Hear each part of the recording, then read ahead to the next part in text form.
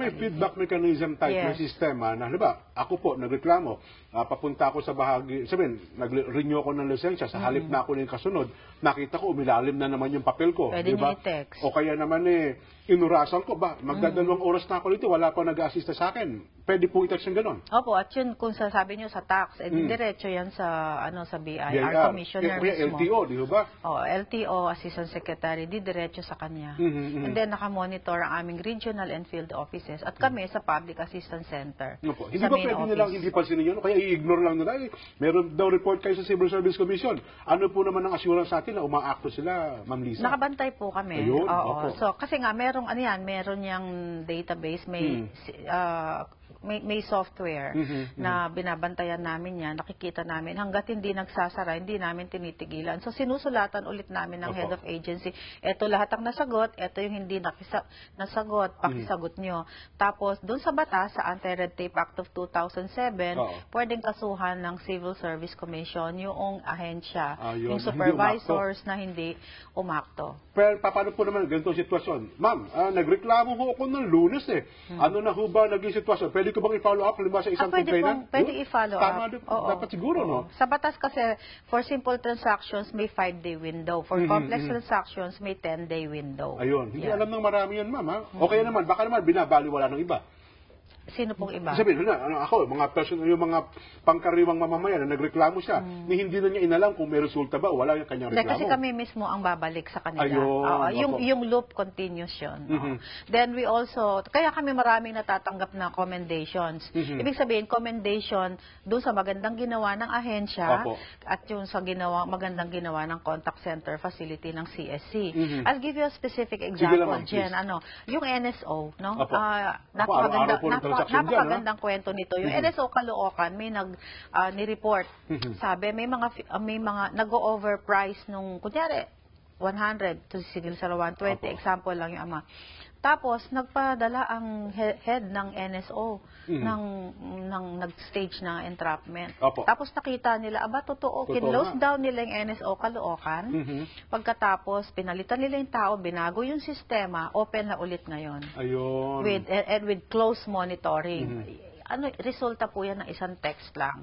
Tapos yung NBI din, nakatanggap kami ng text. NBI. Si NBI, in-entrap niya yung mga fixer sa paligid. So kung nandyan pa rin yan at bumalik sila, wag lang magsawang mag-report. Kasi the heads of agencies are taking serious action. Ang tao naman po kasi, Ma'am Lisa, kaya pumupunta sa fixer kasi akala niya matagal ang pakikipag-usap sa mga tanggapan ng gobyerno. Kaya pakiramdam niya kapag dumaan sa fixer, mapapabilis. Yun ang akala niya. Yun ang akala niya. Kaya dun sa bata, sa ARTA, at minomonitor ng CSC ito, meron pong requirement doon na citizen starter. Yung karatula na nagsasabi, yung transaction, turnaround time, magkano babayaran, redress mechanism. Nandiyan lahat babasahin mo. At merong requirement na public assistance and complaints desk na merong taong maalam at magalang na sasagot dun sa mga katanungan. Kaya dapat walang room sa fixers. Ayun. Basta lang po ito ko ng mga text. Sabi ng ating mga texter, hindi po hanggat di nababawasan mga sasakyan, sobra nadami, di naman naradagan mga kalsada. Mani ng San Miguel, Bulacan. Mani, mamaya, talakayan namin yung bagay na yan. Yan nga pong 5 days trabaho nila, di magampanang maayos sa trabaho. Tapos gagawin pang 4 days. Pabor lang po yan sa mga empleyadong tamad. Alam naman natin, maraming tamad sa gobyerno. Candelaria, Quezon. Lalo lamang pong maraming mahihirapan, lalo na po ang maraming anak na maliliit pa. Alam naman po natin na umambul lang, bahana at traffic. Paano na po kung alas 9 at alas 10 ng gabi, nakauwi ang nanay nilang magluluto pa lang. Huwag na lang po ituloy, baka lalo lang sumama ang mangyayari. Daniel Rodriguez Rizal. Iba naman ang kwento ng Daniel, ha? Oo, dapat sa 7 to 5 p.m. din at wala ng break time, 40 hours din labas noon per week, Philip ng Imus. Hindi, dahil kung 5 days na nga ang work ng gobyerno ay mabagal pa ang pag-serbisyo nila sa tao, lalo na pag 4 days pa, hahaba pa ang oras nila sa lakwatsa at madaming mainip na empleyado sa oras. RRMG ng Hagunoy. 4-day work week will give chances to workers to rejuvenate, hence becoming more productive. Dandy Juanillo ng Camarin, Caloocan. Oo, magkakapatid sa pasahe ang mga Makakatipid. makakatipid sa pasahe ang mga manggagawa at isa pa makakabawa sa traffic. June ng Valenzuela City. Ang ating pong Vox Populi, magiging epektibo naman kaya ang panukalang 4-day work week?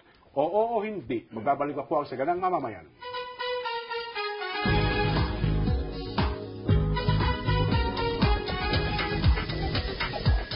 Mas okay din yun na 4 days kasi tipid sa pamasahe tsaka hindi hassle na pag 5 days traffic, ganun, tapos maraming tao. Kaya mas okay din pag 4 days. Kapag ako doon sa 4-day work week, kasi unang-una sa transportation allowance, makakatipid tayo doon. Tapos yung abala, bali parang maleles din yung di ba? Yung 3 araw na natin sa walang pasok, marami tayong gagawa sa bahay. I think I'm not in favor because hahaba yung oras namin at saka isa pa, wala na akong time sa family ko. Saka nasanay ako sa 8 to 5. Saka yung work namin dito, nasa city area, kaya hindi ako pabor. Ay, hindi ako pabor kasi masyadong maagang gigising, maagang aalis sa bahay. Siyempre, uunahin muna ang pananagutan sa pamilya. Pag uwian naman, masyadong malilate kami umuwi. Nagmamadali rin kami umuwi pauwi ng bahay para mag-asikaso rin sa pamilya.